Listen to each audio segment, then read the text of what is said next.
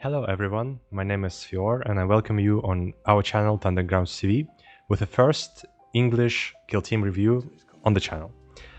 So as you may know or may not know, I recently won my third KPTS on the team Brood Brothers. And I think it's just a nice another reason to do a review on that team and share what I think of the team and how I play it, what are the most universal and efficient strategies on the team. So let's dive straight in, and the first thing that we're gonna speak about is why to play Brood Brothers. So there are a lot of reasons to play a certain team, so this is just why I'm playing this team. And I'm a meta chaser, I have to admit that, so I like to play teams that are currently good in the meta, that play powerful plays and that can win tournaments pretty reliably. So I think Brood Brothers are the best horde kill team in the game right now. So what are the horde teams that we have?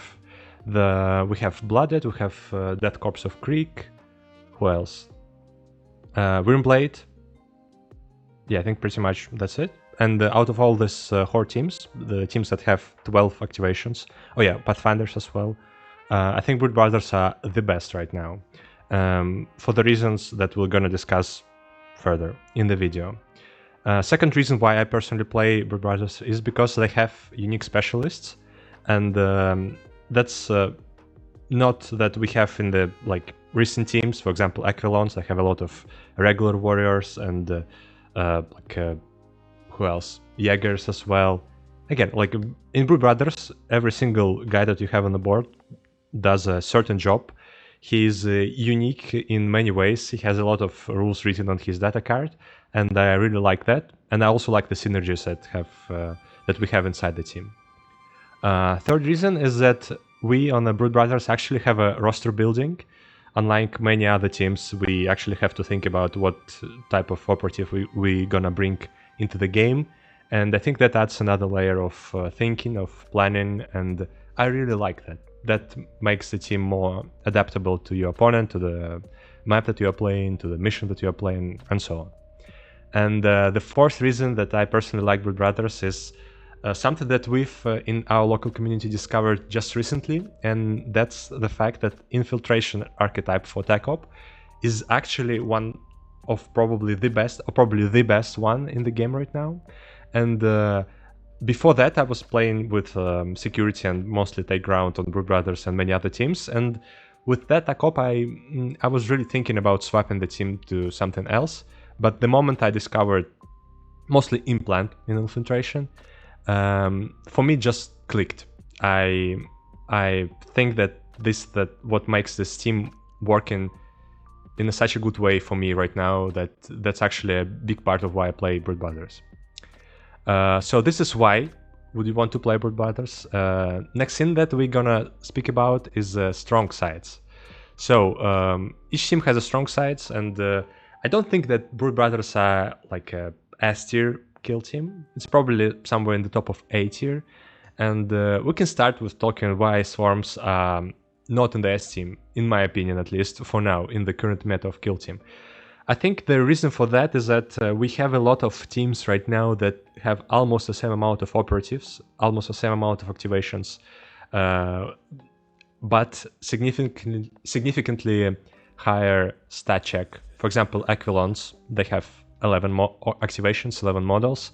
So you basically give up one activation and you get a much higher base stat line for your models. So your regular guys would be 8 wounds, 4+ save, firing on 3+, and it's really hard to justify going just one activation more and basically getting much worse regular guys.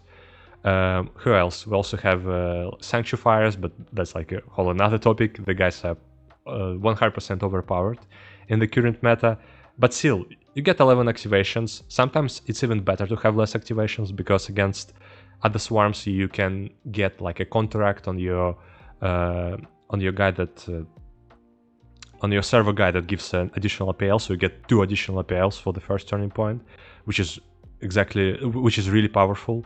So yeah, aside of that, we're obviously currently living in an elite meta where most of elite teams are extremely powerful, and the whole play style for the current missions and the kill op especially tailored in favor of elite kill teams. So swarms are a bit on the losing side there, but still, let's get back to the topic and speak about strong side of the Brood Brothers.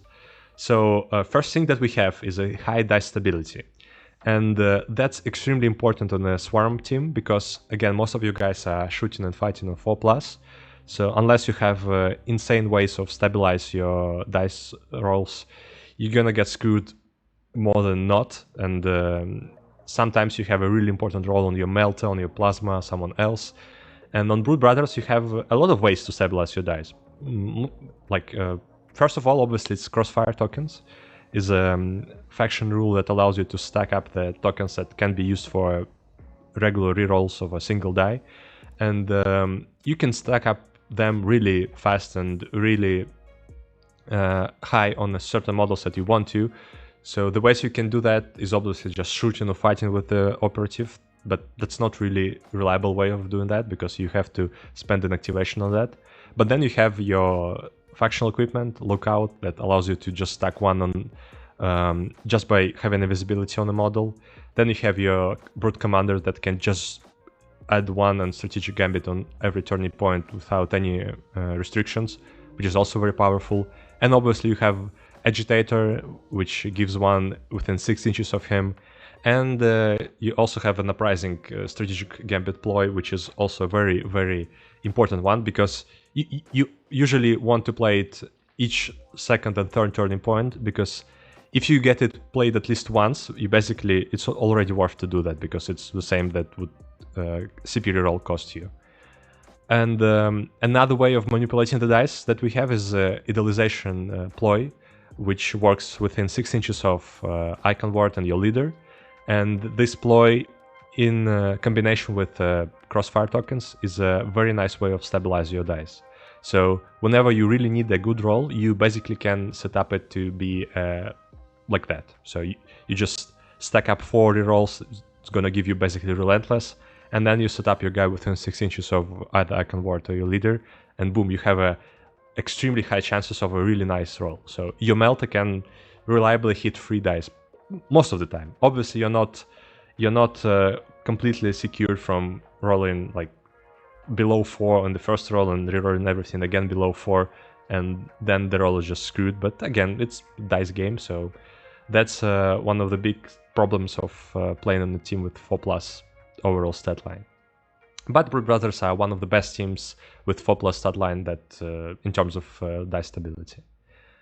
The second strong side, so have to speak about leaders a bit. So in Brood Brothers we also can choose our leaders before the game, and it's an actual choice. It's not just there just to choose it once and never think about it again. For me personally, I'm usually playing Magus in most of my games, and I'm only touching Patriarch now and then, and I'll talk about that a bit later. But I've seen a pretty nice argument for Primus as the third option that we have. So basically, what I would suggest you is to check whatever works for you, whatever clicks for you.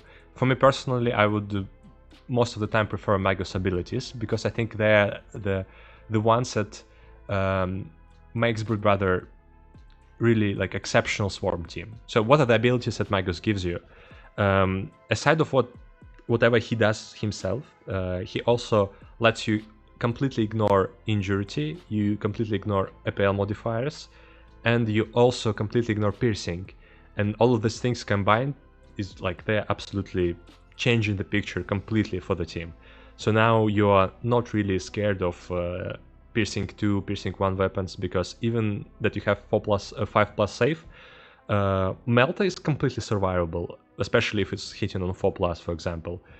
And not being injured is also very important, because a lot of time you're gonna have your model survived in 1 wound, 2 wounds, and in regular condition they would hit on 5+, which is extremely not reliable, but they would still be on 4+ and with the full mobility under Magus. And being able to ignore the APL modifiers is also an extremely powerful tool, because there are a lot of stuns in the game, stun grenades, which are very, very powerful against other swarms, for example, because like they have to group up, and stun being thrown at in 1 inch radius of your target is a very powerful tool against, for example, Blooded or Death Corps of Krieg and many other teams, but you're completely ignoring that. And not to mention, it works extremely good with Medic, because when Medic gets someone, saves someone, you're not receiving -1 APL modifiers. I mean, you are receiving these modifiers, you can just ignore them, and this is extremely powerful. And aside of that, Magus itself as a model is one of the probably best leaders in the game, I would say. Maybe aside of some elite leaders, he's doing so much. He has an ability to get -1 APL just by visibility, which is super powerful, so he's useful even on the first turning point. And he has the ability to deal damage without throwing a dice, and that's the best thing that can happen to you in this game. So if you really need to deal that 4 mortal wounds, you can just get within 6 inches and boom, it's done automatically. Not to mention that his mental onslaught ability works with models in control range, so you should keep this in mind. So for your opponent, it's not really possible to lock you in melee like they can do with many other swarm teams, because in melee it's no longer safe, because you can still get up to 8 mortal wounds there, and then it's usually much easier to just finish you off. Next strong side is high mobility. So you have regular comms that can give 3rd APL. You have Magus that has 3 APL, so he's very, very mobile himself. Aside of that, you have an equipment option of Covered Geysers that gives you up to 3 repositions in the first turn in Strategic Gambit, which is also extremely important for your setup, for your aggression or your defensive plans. And in addition to that, you have a very, very important and powerful ploy, which is called Insidious, which allows you to do a free dash after any of the activations, either your or your opponent's, with a caveat that you have to be a not a valid target at the start of the end of the dash. But again, if you have a plan in your mind, this gives you insane mobility. This allows you to be able to set up first turn aggressions that none other team in the game can do. So basically you have probably one of the longest threat range for the first turning point, which is 3 for the Covered Geysers, 3 for Insidious, 3 for the dash, which is 9, and 6 for the move, which is another 6, which is 15, and add to that 2 inches of ignoring of the cover, so it's going to be 17 inches of threat range from your deployment zone, and that's basically most of the map. So you can literally almost reach your opponent's deployment zone on most of the maps. But even if you're not reaching that, you can basically have a threat range that would kill anyone who would leave the deployment zone. So it's very powerful, and mobility is very nice on this team, because again, in the second, third, and fourth turning point, Insidious can give you this small, like 3 inches mobility that you need if you probably not assign the proper guys to a proper flank, so you want to move them around. That gives you this small margin for the error. So I think Brood Brothers are one of the most mobile hordes, swarm teams in the game. Fourth strong side of the team is full adaptability. This goes from the rostering, the roster building. So you see your opponent team and you just know what you would want against them. So if you play against team that's shooting a lot, you are going for a medic. If you're playing against a team that's like a melee heavy, you go for knife fighter. But we're gonna talk about rostering a bit later. So yeah, you choose your leader in response to your opponent's kill team, to the map, to the mission, and this gives you adaptability in terms of what you would do on the board. And fifth strong side, probably the thing that I like about this team the most, is that it's capable of doing both defensive and offensive playstyles. And again, it only depends on whatever you prefer, whatever you like to do on the board, how you play the game. With this team, you can do both ways. I initially started playing Brood Brothers in a very offensive style, in a very aggressive style, but I found that defensive style is what suits me the most, and I feel like I'm in control of the board much more when I'm basically just putting 1 or 2 guys in front, and most of my pieces are still near my deployment zone. But again, I've seen people playing very aggressively, and it was very successful for them. So that's the possibility, and just try it out and see whatever suits you.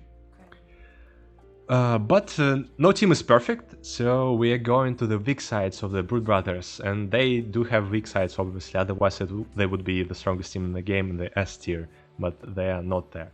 So, one of the most weak sides of the Brood Brothers is that you are still a team full of normies in 7 wounds, 5 up safe, which means you're dying really, really fast. And yes, your magus can ignore certain parts of whatever can kill you, but still, like a regular bolter kills you most of the times. Unfortunately, you're super vulnerable in melee because like only one guy can survive something more than 4-5 chopper. And whenever you start dying, you lose models really, really fast. And this really ties with the second weak side, is that you have less models than other hordes. Less actual models, so you have a choice between 12 and 13 models, right? So if you get for Griblis, you get 13 models. If you go for a warrior, you get 12 models, and that's much less than you have for Death Corps of Creek, for example, where you have 14 models, or where Blooded you have 13 actual models with big ogre in there, or you can even go 14 models there as well. And you also don't have any kind of double activations unless you get to a very, very exotic build where you don't go for a proper leader, or where you give up one of your specialists for another warrior, but I wouldn't ever suggest doing that. So compared to any other hordes, you don't have double activations, and you have less models. And you're still a 7 wound, 5 up safe normies, so you're dying really fast. And your only big advantage over other hordes is a really nice leader, but that makes you very dependent on that leader. So I've seen a lot of games where Magus or Primus or Patriarch just dies in the second turning point, and the whole team crumbles. The moment you lose your leader, you basically lose like 30% of your total power on the board. So my advice to you is to be really mindful about where you position the guy, and use him reactively. So you see your opponent moving a piece forward, doing something like on your part of the kill zone, and then you use a leader to deal with him, instead of pushing the leader forward and exchanging him for something else and losing him in the second or even third turning point. I usually end up my games with 2 models on the board, and one of those guys is my Magus. So yeah, you are very dependent on your leader, so please be mindful about how you position him. Don't give easy charges or shootings on him, even though you have the ploy to redirect the strike. It's worth to just keep him safe. And all of these 3 things combines in the last weak side is that it's really hard to come back. So the moment you start losing your models, since you have less models and they're still very, very fragile, you just don't have people to do stuff on the board. You don't have models to get the mission done. You don't get the models to score the kill op, to kill the opponent, to get your attack op. And the moment you lose your leader, it's basically impossible to come back from that point, unless you completely table your opponent. So that's alright to exchange your leader for the last of your enemies, guys. So yeah, it's really, really easy to start losing on Brood Brothers. The moment you get 1 or 2 blasts, the moment you get 1 or 2 like sloppy cover lines where you get a free shootings to your opponent, then everything just crumbles. Because you don't have regular warriors in your team, maximum 1.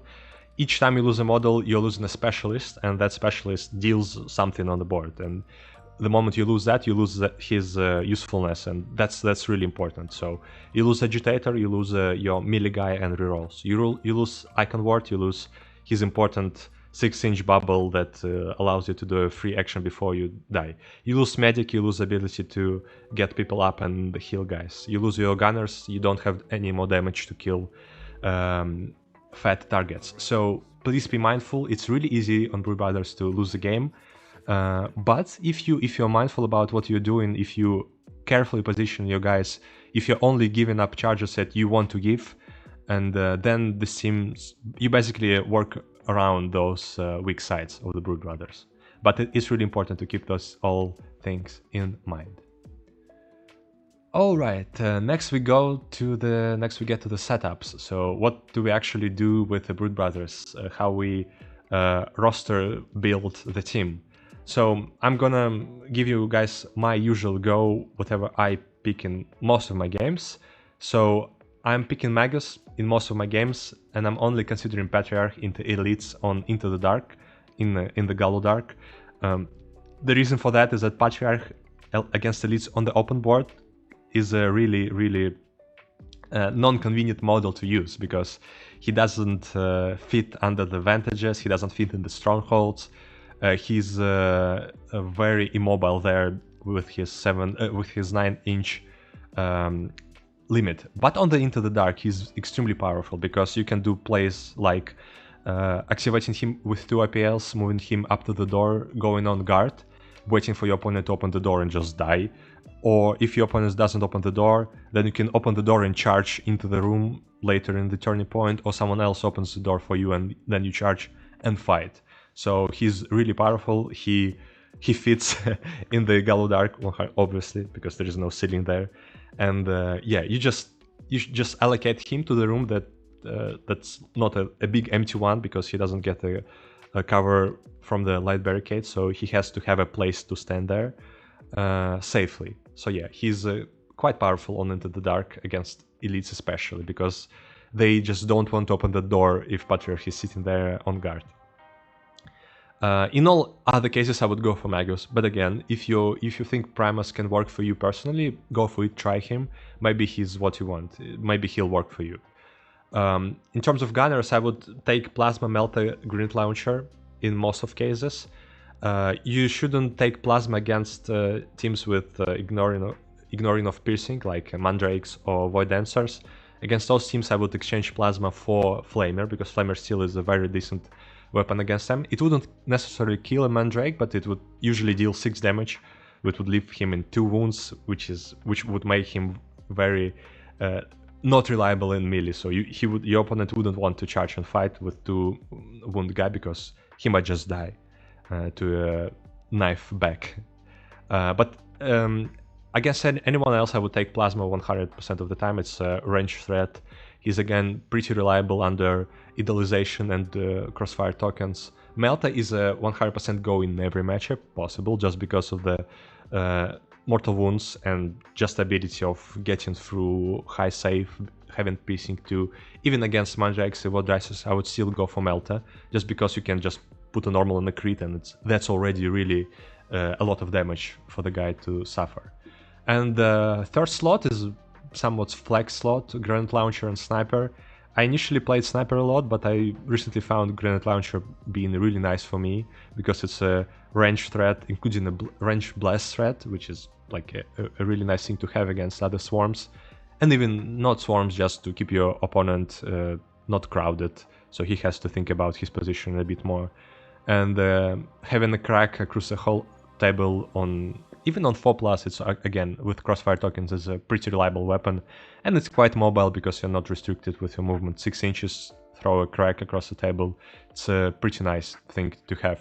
But again, Sniper, if you see on the map the position that he can sit on, having a guy hitting on 2+ is extremely powerful, because that's something you can do even without Crossfire tokens and have a pretty good chances on dealing damage. And even when you'd have to use his mobile profile, it's still a bolter on 3+, which is again against another swarm teams. It's a pretty nice profile.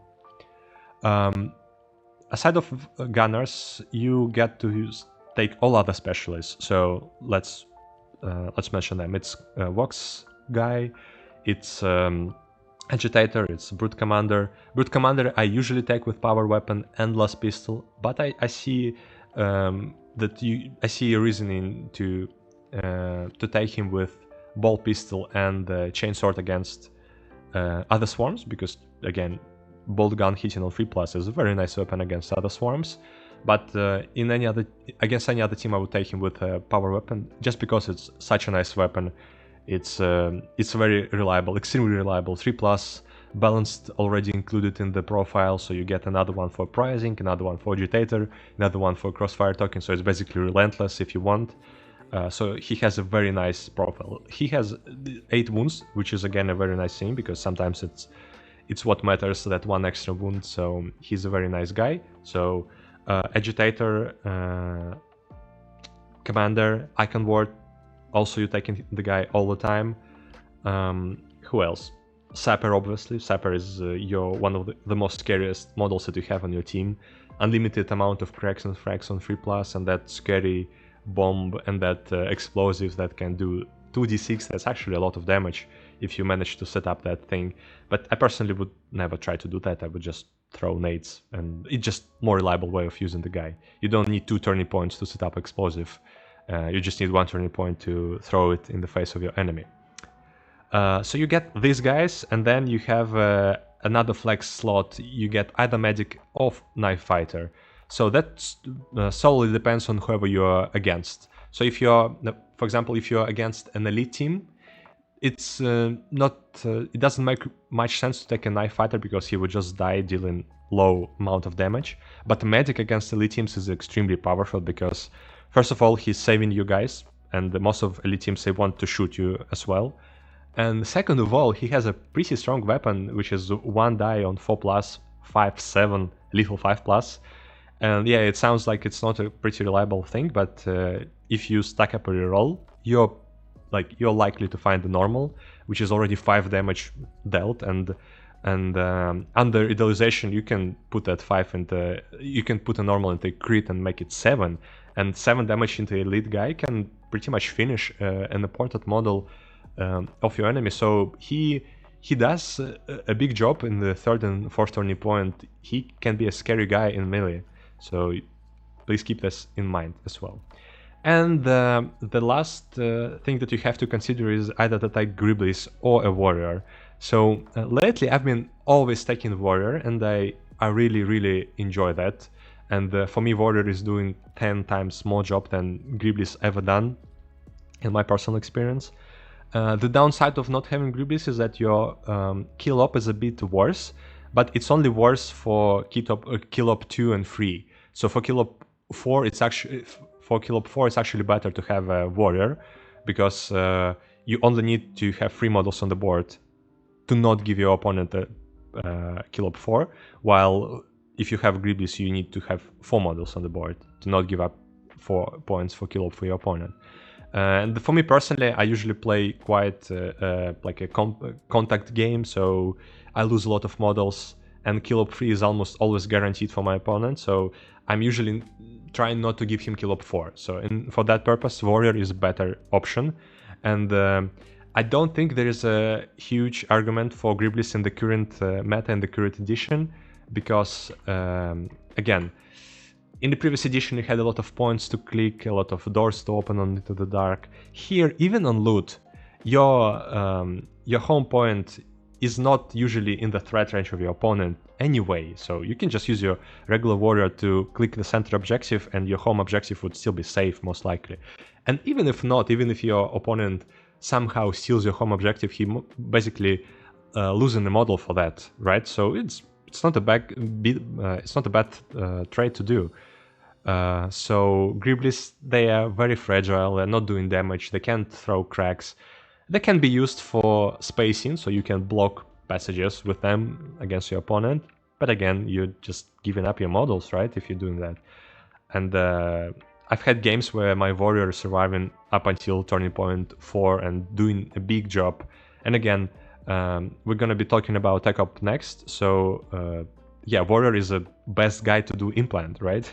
And so let's move to the second part of the setup, which is what tech ops I'm suggesting you to take. I am a huge fan, probably have an obsession with implant, but again, it's been working for me in a very single game. I'm taking that. It's never let me down. That's what I can say to you. So why implant is good? Because nothing in the game gives you such huge victory point advantage with just 1 dice. So what you do is, my plan for the game is that I usually have 1 or 2 models set up in the front.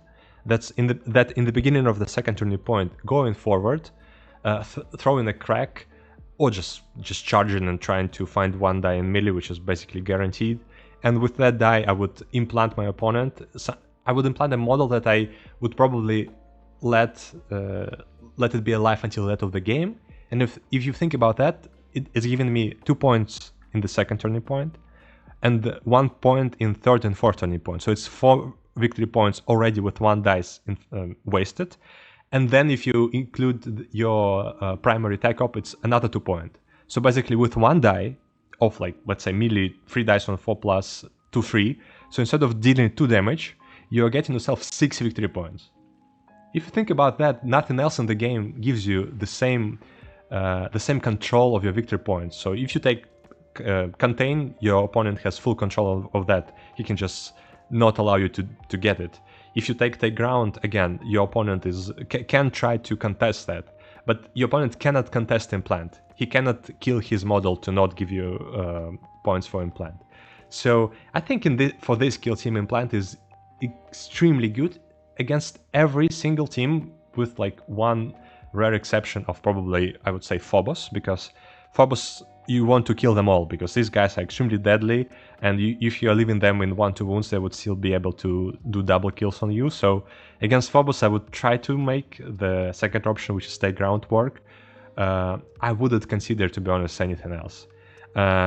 Except maybe if you would play with Griblis, think about surveillance. It has a nice ring to it, and if you have a plan for a game, how to make it work, it can work. So think about surveillance on Griblis, but aside of that, please give Implant a chance, and I'm pretty positive you're gonna love it, because the freedom it gives you, to play the game you want.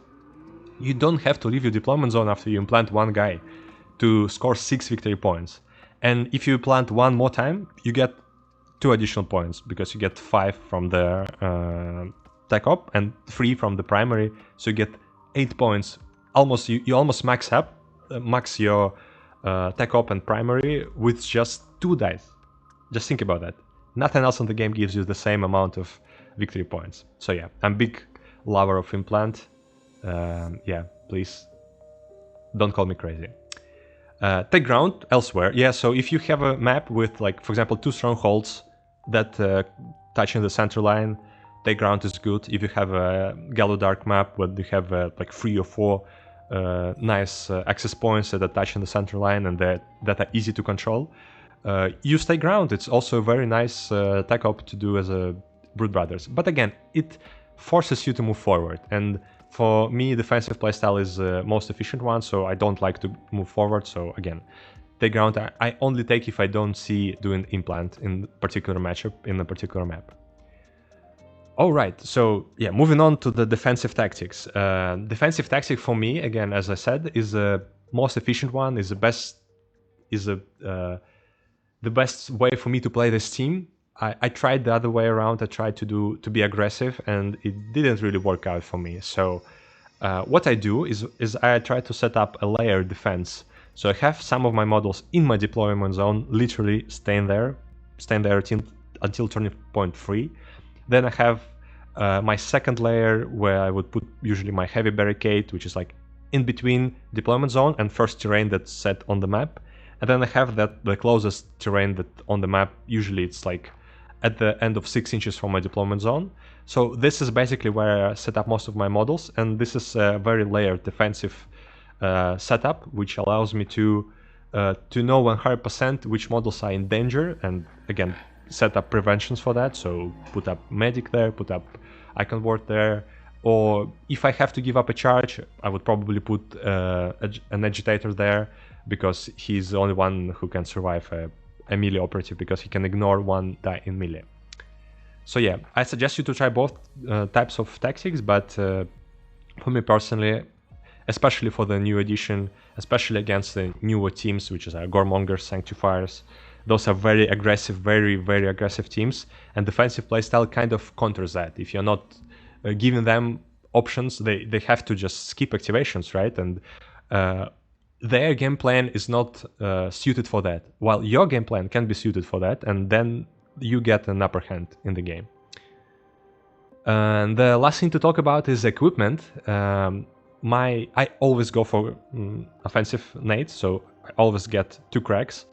I might consider 1 frag against hordes, but again, if I'm playing against a very experienced opponent, I wouldn't take a frag, because I know that he's not going to give me a frag, and I would still have 1 on my sapper, right? So it's a frag on 3+. If I am to throw a frag, I would do it on a 3+ guy rather than 4+ guy. So take 2 cracks, because you have a lot of guys without a ranged weapon. You have Agitator, you have Icon Ward. These guys, even Magus, he doesn't have a proper range profile if you want to use something else except his Mental Onslaught ability. So they all can use cracks for really nice result, again, because of just the volume of rerolls that you have. Then Heavy Barricade, almost 100% choice for me in almost every single game, because, as I said, it gives me a nice staging point between my deployment zone and whatever terrain is set on the map. And it's also a very nice place to dash your sapper to with the Covered Gases, which is the next go-to options in terms of equipment. Covered Gases, whenever you pick this option, you throw a die, you throw a D3, and whatever you get, this is the amount of operatives that can do a reposition in the first strategic gambit phase, but they have to finish their move within 3 inches of your deployment zone. So it's basically a scouting option free, just you have up to 3 of those. It's very powerful. Then you have somewhat of flex. Lookout is a reroll on the visibility. Ladders are needed on some maps, again, to set up proper charges and just to increase your mobility. Maybe if you're taking a Patriarch on an open map, I would say ladders are a must, because they would allow him to move around the map a bit more freely. And then stun nades. Stun grenades are very powerful against certain teams. I would always pick stun grenades against Felgors and against Mandrakes. I would really think about them against Plague Marines and probably even Nemesis Claw, because these teams are very susceptible to minus APL modifiers, and they are becoming really less scary when they are either 2 APL or even 1 APL in case of Felgors and Mandrakes. So against Mandrakes, you have a visibility on the enemy. What's the guy called? The guy with a big sword. I forgot his name. But you know the guy who gives APL whenever he kills an enemy operative. You see that guy, you give him -1 APL just with the visibility of Magus. Boom! You shut down the whole plan for your opponent, because he can no longer get a 3rd APL in the game, right? So it's very powerful resource, and I would take these nades against them and against Felgors for the same reason, because then Felgors, it's a very scary team to play against, but I think it's a pretty good matchup for Brood Brothers. It's somewhere in the middle, 50-50. And the last thing that I would consider is Cult Knives. It's another faction equipment option that would give all of your guys a melee weapon of 3 attacks on 4+, 3/4.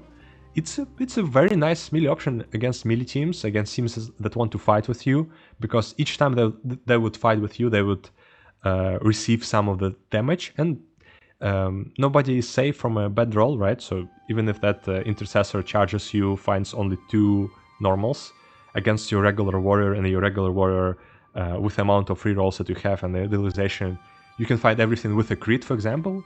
So he strikes you once, you parry the other one, and you deal 7 damage back. That's like insane value, right? And this happens a lot, and Cult Knives is a very good equipment. So if you go for that in the scouting phase for additional equipment option, just pick Cult Knives. It's never a bad thing to have on your team. Alright, so we've spoken about setups. Next thing is tricks. So what tricks do we have on Brood Brothers? I think tricks for Brood Brothers are not that hard to see, to read them. It's not like Mandrakes, it's not like Sanctifiers. It's not like Necron's Heart Attack Circle where you have to keep in mind so many things in your head, otherwise you're screwed. But one of the strongest things that I feel about Brood Brothers is the first turning point aggression. So as I said, I think you are doing that probably the best in the game. Maybe Necrons are doing that better just because the current teleport combo is just so broken. I hate that. I hate that it exists. And in my local community, we even rule that you cannot use comms device to increase the distance for the teleport, but it's different. It depends on your community where you play. In some places they allow to make it 9 inches, which is completely bonkers. But yeah, as I said, you have 17 inches threat range in the first turning point, and you usually use your Sapper for that, because he's the most reliable guy. He's hitting on 3+, and a crack in the first turning point on 3+. Sometimes you're even able to position Agitator there, so you get another reroll. But it's not even it. It's not just that. You also have an ability to use your tactical ploy, to use Sapper's line of sight to shoot someone. So what I usually do is that if I have an out activation, I would move my Sapper with 3 dashes of Covered Geysers, 3 dashes Insidious, 3rd APL, move dash, crack, and then I would use his line of sight to do minus APL and Mental Onslaught with my Magus, because that's a very reliable way of dealing a lot of damage. You can easily kill 2 models with their 8 wounds, for example, but even if it's just an elite guy, I would probably not use Magus, maybe Plasma. But again, Plasma on 4+ plus without rerolls is a bit swingy. So yeah, keep in mind that your first TP aggression is very powerful. You just have to set up it nicely. So be mindful about where you put your heavy barricade. So you have like a dash to the heavy barricade, then you have a dash towards some other heavy terrain that's in front of you. And if you set up this nicely, your threat ranges are insane. So your opponent is basically locked in his deployment zone if he doesn't want to get a crack in the first turning point. Then the trick is the Icon Ward. So yeah, please don't forget that the Icon Ward has a very strong aura ability. 6 inches around the guy, whoever dies there in ready, that guy can do 1 APL action for free, and this doesn't really work in the control range, but if it's death from a shooting, the guy can shoot back, he can tap the point. What else? That's basically, that's it. That's all options that you have. Either tap the point or shoot back. Everything else is basically useless. But he's very, very, very strong on Into the Dark, because there his interaction works with Hatchway Fight. So the way you set up that is that you move your guy to the access point in a way that he's not chargeable from the other side. So the only option for your opponent is to move to the access point, open the door, or if the door is already open, do a Hatchway Fight. And the thing how it works is that the first fight ends, then you're no longer in control range, and then you can use your Icon Ward ability while you're no longer in control range. So whoever is dead from a basically melee fight, he can shoot back. He can throw a crack, he can do a last gun, he can do whatever weapons that the guy has. And the best thing about that is that this shooting would apply crossfire token, because it's a proper shoot action. So be mindful about where you position your Icon Ward. He can really, really screw up your opponent plans on doing hatchway fights in the area. Then, obviously, I have to mention Magic Magus combo. I've spoken about that previously, but the way it works is that with Magus you ignore injury and you also ignore APL modifiers. So whenever Magic saves someone, that guy who is saved in 1 wound, he's not injured, and he doesn't have -1 APL modifiers. He can ignore that. So both him and Magic are properly working models that are still a big threat to your opponent. And let's say someone kills your Plasma at the end of the second turning point, Plasma is saved by Magic, you lose initiative, and the guy again shoots your Plasma, and Plasma dies again, and she again survives thanks to Magic. And she's still on 1 wound, but she has -2 APL modifiers, but you just ignore that. She can still move and shoot, and Medic can still move and shoot, or move and heal, or move and do mission action. So it's a very powerful combo, but you have to keep your Magus alive, obviously, for that to work. Whenever he dies, then Medic's ability becomes really, really hard to utilize, because both him and the guy he saves would be in 1 APL, and the guy he saves would be injured, so it's really hard to make use of these guys if Magus is not around. So keep this in mind. It's a very strong combo otherwise. And the last thing I want to mention is don't sleep on Crossfire Token and implant stacking with las guns. So you have your Vox guy, your Medic, who has las guns, and these are the weapons of victory. And if you ever shoot las gun in this game, you know that usually this roll is completely insane. It's like 2 crits to normals. These guns, they shoot really hot. You can find 0 successes on your Melta, but last gun would find everything and deal probably 4 to 6 to 8 damage, or completely kill a regular warrior of some other team. It's really easy to do Crossfire Tokens stack. So if you out-activate your opponent, it's a good practice to just move up your Medic, shoot with last gun, and stack 1 Crossfire Token. And maybe implant in the same thing. You can implant and do Crossfire Token, because even if you have 1 normal that's like that opponent hasn't saved, and you use that 1 die for implant, it still would count as a shooting attack for a Crossfire Token application. So it's a very nice way of having so much value from such a low tier weapon. So even if your like low tier guys with low tier weapons, they can still give you a lot of victory points, and apply more Crossfire Tokens for your gunners to finish the job. Keep this in mind. So those are the tricks of Brood Brothers, and we're slowly getting to the end of this review. And the last thing that we have to talk about is the matchups.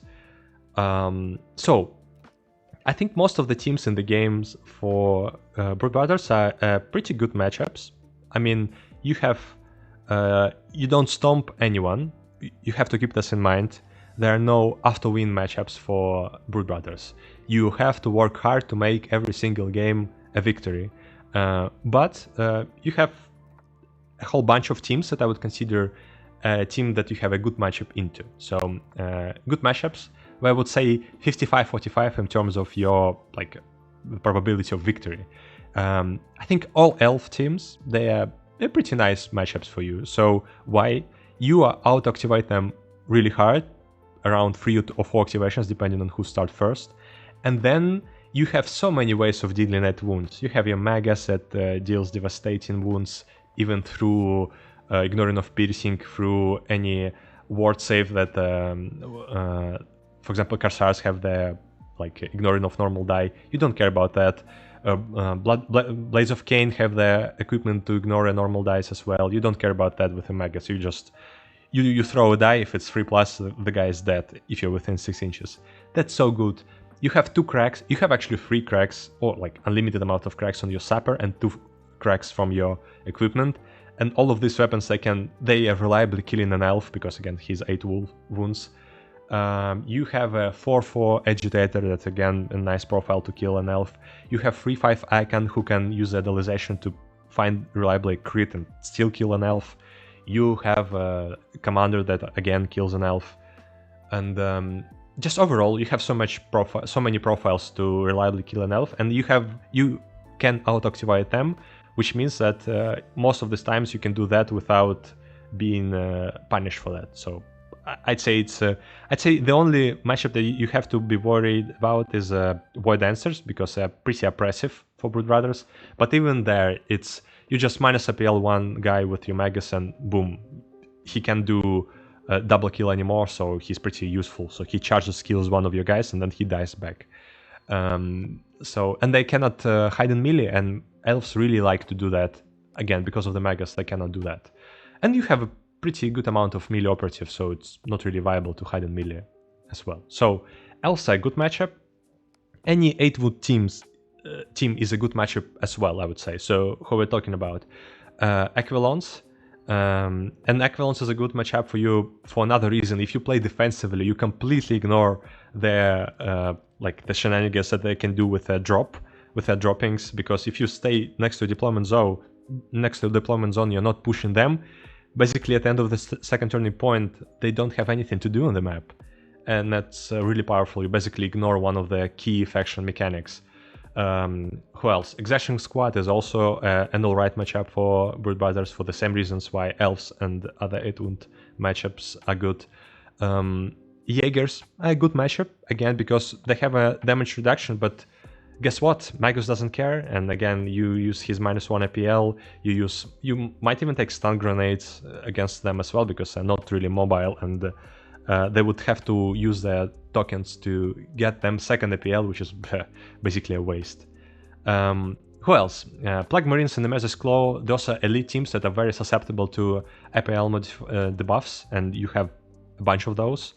And these teams, they don't have a good mobility, so you can easily see the threat range and set up accordingly. So against those teams, if you play defensively against the Nemesis Claw, basically the Vox Scream doesn't do anything because you're not pushing, right?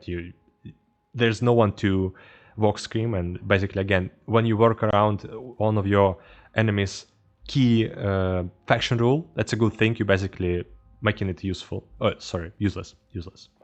And Goremongers. I think Goremongers actually one of the matchups where I would think about taking the Patriarch as well, because and again playing him very reactively. So you're positioning him defensively, so he can charge on the central point in the central objective in the second turning point, and you position both Agitator and, for example, Veteran next to him, so you can, if opponent uses all of his tanks to get third APL plus move dash and throw, like for example an X, you divert that to Veteran, and Veteran might die, but the Goremonger would die as well later.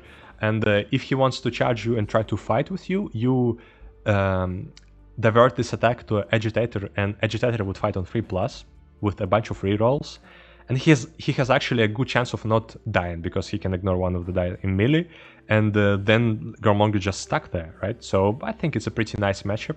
Again, if you take Megas -1 APL, debuff is a very strong weapon there as well, because it would force your opponent to use a tank to get himself a second APL, and that's basically against a waste.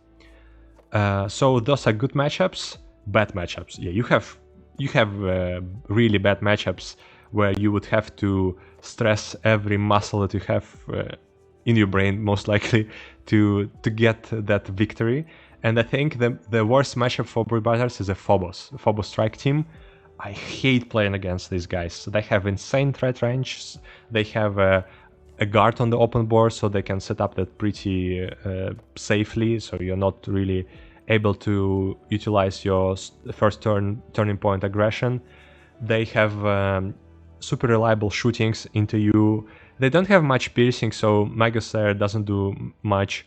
And they have all of Phobos operatives, even not melee ones. They are super reliably killing you in melee, because they would have 5 attacks on 3+ with reroll and with a little 5+ if they charge you. That's for a ploy that they have.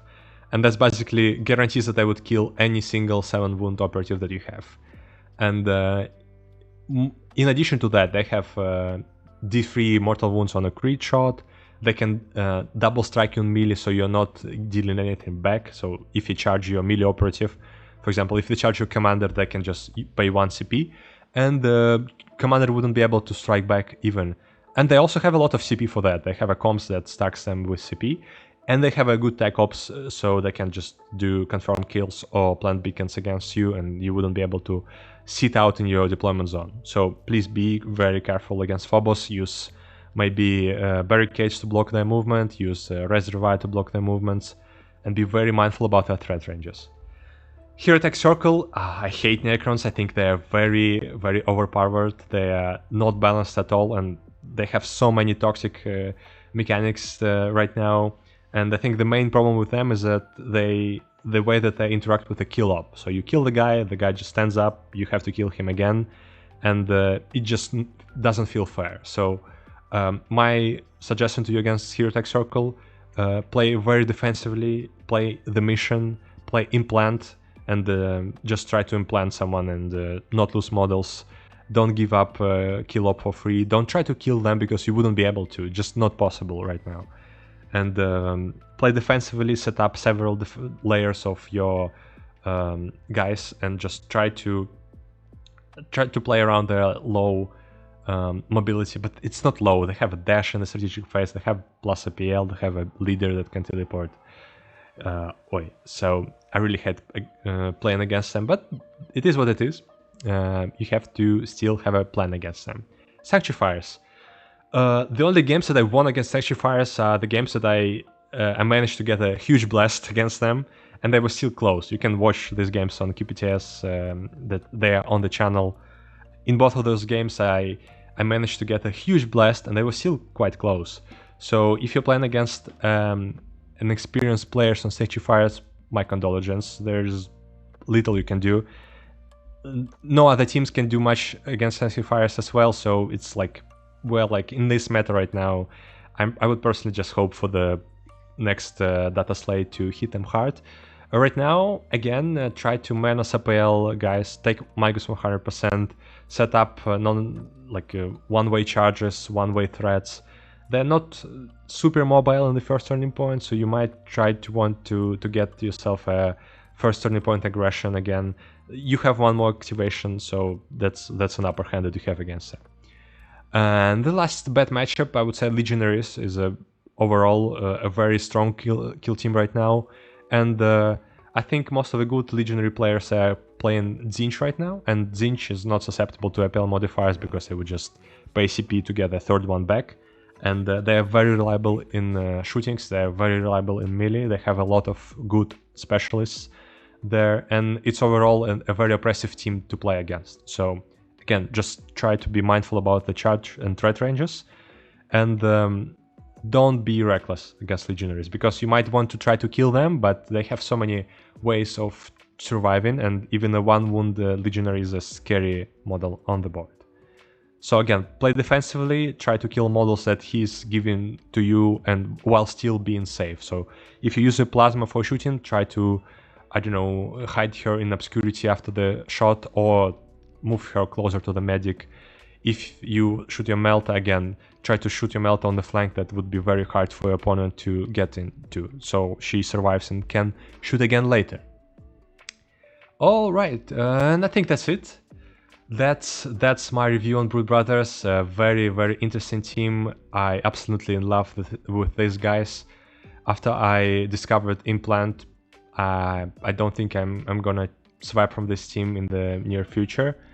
I really suggest you to try them if you love the art, if you love the lore. They're very lore-wise deep. So when you play them, you actually feel like you're playing Brood Brothers, like a Gen Steel cult. And I've read a lot of books about this, about Warhammer overall. So one of my most loved series is Peter Fehervari series, and he has a book called Cult of the Spiral Dawn, and they literally, in that book, he has all of the models that you have in the Brood Brothers kill team. So that he describes there a Patriarch, a Magus, a Primus, an Agitator, and it's so nice for me. It's also a big part of why I'm playing this team. I just love the lore, right? So if you're into that, I really suggest you to try this team, and they're very, very strong right now. But I think they're on a bit on a difficult sides of the kill team, so it's quite hard to play them, to learn how to play them. But if you put your time in them, if you'll have a proper plan for a game, if you look the map, you see how you would stage your operatives, how would you do your activations, if you know how to properly stale. So what I mean by stale is to do a skip activations, right? So do something useful and yet still not give your opponent a good opening. Then I think it's probably one of the strongest teams in the game. And yeah, you can watch a lot of my games on the channel. Some of them are in English, some of them are in Russian, but still, I hope they would be of use to you. thank you for being with us on our first English review on the channel, and let's hope I'm not lazy and I'll do something else in the future. Thank you very much, guys, and have a nice day. See you later. Goodbye.